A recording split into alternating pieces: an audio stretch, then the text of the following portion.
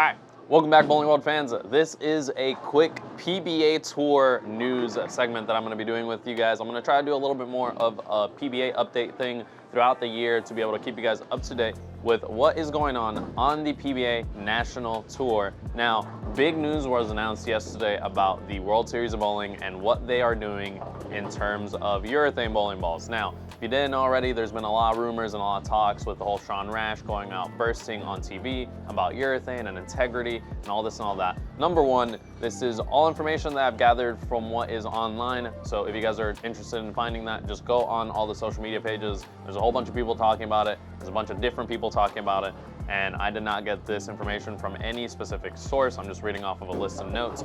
But let's go ahead and talk about the situation at hand. So urethane bowling balls over time can become softer, and that's something that has become more apparent as more events have happened to the point where they have checked some of these urethane balls. So if you didn't know, here's the rule on what the urethane bowling balls or any bowling ball hardness wise needs to test to be able to be legal. Now, this is something that is tested right when USBC actually approves every single bowling ball.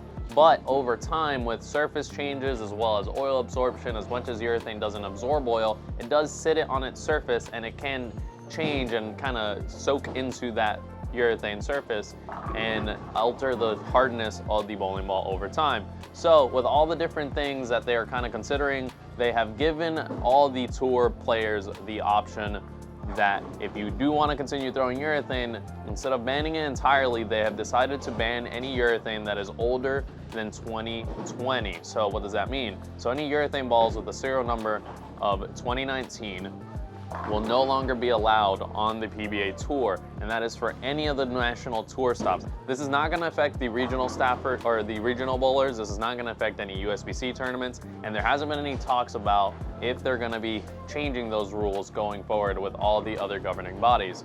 Now, you guys have to understand the PBA is doing this mainly because of the recent outbursts and the recent talks in the community about all the different things that have happened with those bowling balls. So this is a very difficult decision for Tom Clark and the rest of the PBA to be able to make.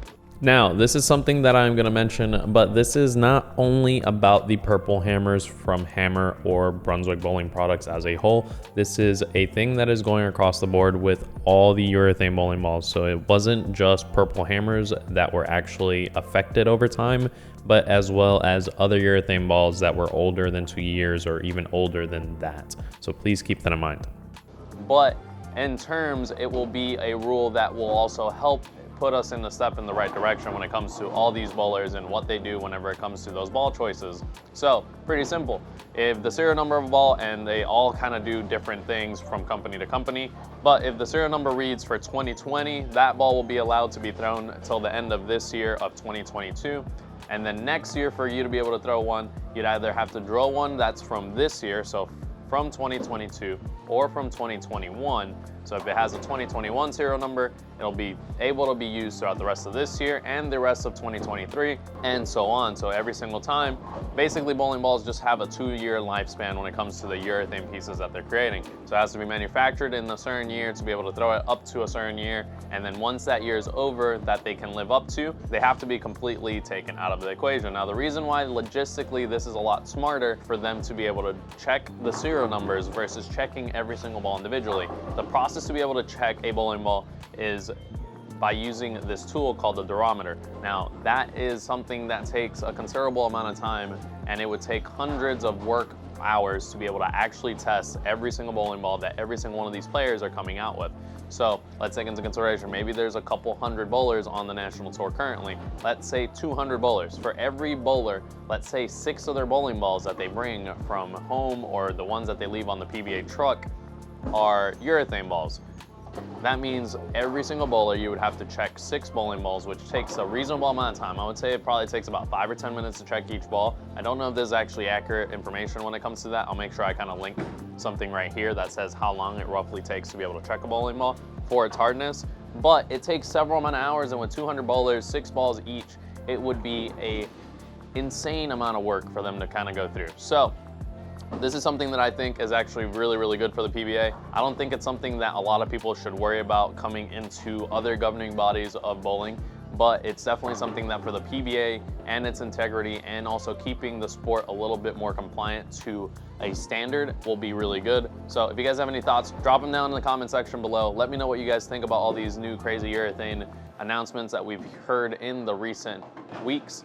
And let me know what you guys think is going to happen in the future. Are they going to ban urethane completely from the PBA Tour? Are they going to get rid of urethane as an option? I don't think they're going to get rid of urethane as an option entirely. I think it's just going to be limited to, it's going to have to be done this certain way where we're keeping it within a certain time frame. Now again, that's going to be difficult to kind of govern when it comes to the USBC side of things and other places and other tournament organizations, because there's tournament organizations that are ran outside of the USBC governing body as well as outside of the PBA governing body. So this is going to be a very interesting couple years. It's going to be a very interesting World Series of bowling, and I still think it's going to be a great one. But again, leave a comment down below. Let me know what you guys think. Like and subscribe. Make sure you guys turn on those post notifications. And Bowling World fans, I will see you guys in the next video.